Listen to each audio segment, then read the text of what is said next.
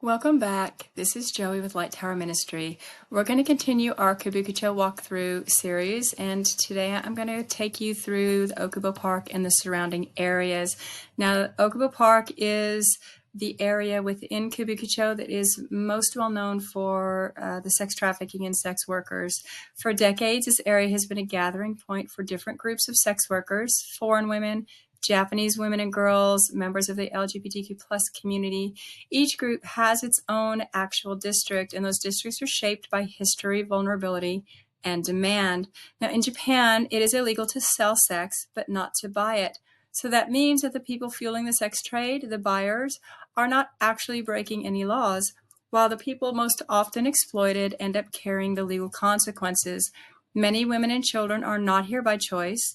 Some are manipulated, others are tricked with false promises, and some are brought from Southeast Asia by traffickers who promise a brighter future and money that these girls can send home to their families, only to be met at the airport to have their passports taken from them, which is not illegal, by the way.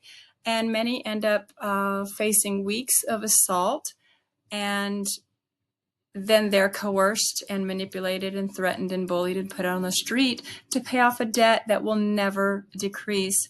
And so I want to just touch briefly on Japan's police. They work very, very hard to keep communities safe, and they do a really great job in a lot of these areas. I think that the issue here is that the system lacks the tools it needs to screen for trafficking.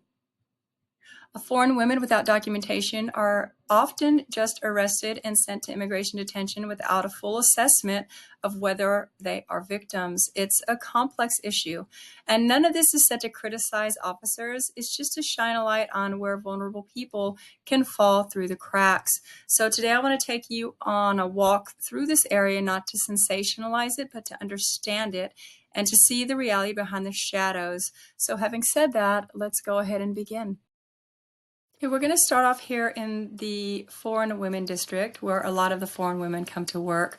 This is not Pretty Woman. You're not going to see women in mini skirts and thigh-high boots and flashy makeup. What you're going to see is you're going to see women who are generally trying to blend in with the general crowd. Some of them wear gothic or anime-style clothing, but most just dress normally. In this area, however, there is an unspoken rule. If you see a woman standing here, she's probably selling. And if you see a man lingering, he is probably buying. There are exceptions, of course. I'm here and I'm certainly not selling. And sometimes tourists may wander through without realizing where they're at. But for most people in this space, this is a transaction zone. You're going to see a lot of interactions and transactions happening. Like you're going to see this man here. He's asking her how much, and she's going to flash how much she charges. Just remember that a lot of these women, they're not here of their own free will. They're actually here because they're being forced, and a lot of them have nightly quotas that are set by their traffickers or their handlers, and if they don't meet those quotas, they end up facing threats or punishment.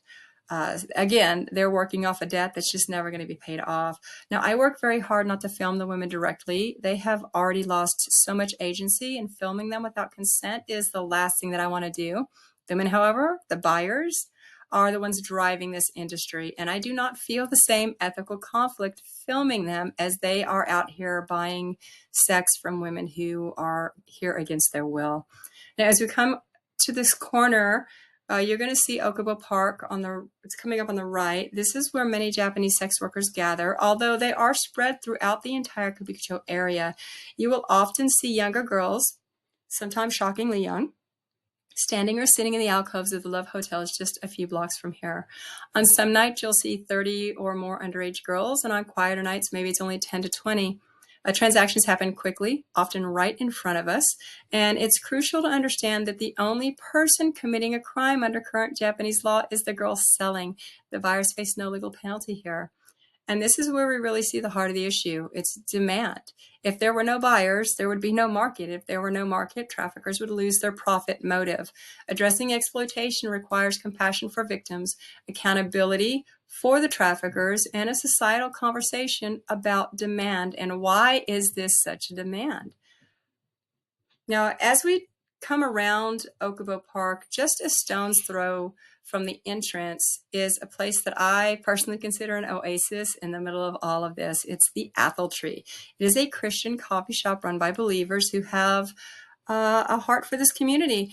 And when I'm here for more than an hour, or when I need to breathe and recharge, I just step inside. They have scriptures on the wall, they have warm lighting, they have great coffee. The basement is like really peaceful. You can just sit quietly and rest for a moment. And if you're ever in this area, I encourage you to support them. They're a small light in a very dark place. And they also actually run a language school just down the street, which is part of their ministry to this community. Now, as we turn left at the corner, we're heading into the area with many of Kabukicho's love hotels. This is another major location where you're going to find women and girls working. Many wait in the shadows of the alcoves or sit on the low curbs of the street. A lot of the younger girls prefer this area because the hotels are only just a few steps away.